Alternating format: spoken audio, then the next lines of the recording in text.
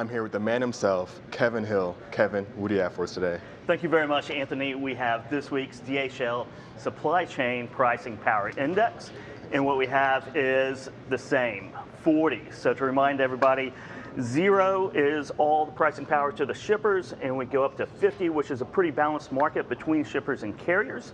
And then over here, 100 means that carriers have all the power. Right. And we've been in the shipper territory for months now, and we'll probably continue for months. But what we have here is 40. We had 40 last week. We had all through the peak holiday season, coming up from 15 to 40 over 6 or 7 weeks. But relatively stable. So outbound tender rejection rates are about the same, around 7%. They've fallen down from December, but they were pretty flat this week. Volumes are about where they were in 2019. Right. As we go through this week, they're up maybe 50 basis points.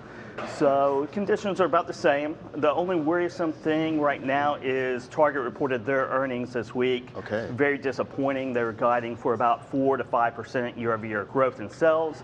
It turned out to be about 1%, which was a big miss. And they blamed it all on electronics, but mostly on toys. Toys. Toys. I guess they had a bad Christmas season on toys. A little bit childish, probably. Very childish. Very childish. But so that's worrisome. So who knows what the big box retailers will come out with on earnings Q4 holiday season. But we'll be tuned into that just to see how retail season and kind of industrial production numbers going forward are as well. Truckload stocks did very well this last week, so that's a positive thing again. They were up about 4%.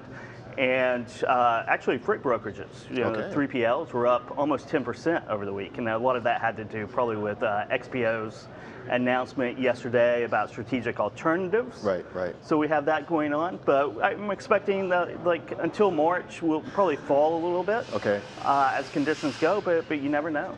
Right. And so one of the things you mentioned, earnings, right? So that's coming up soon. And that's one of the areas you really look at usually on your webinar, right? On your podcast. Yeah, definitely on our podcast, Great Quarter Guys, that we do every Tuesday live at 2 o'clock, and then it's replayed throughout, and you can always download it on podcasts. But earnings season's coming up.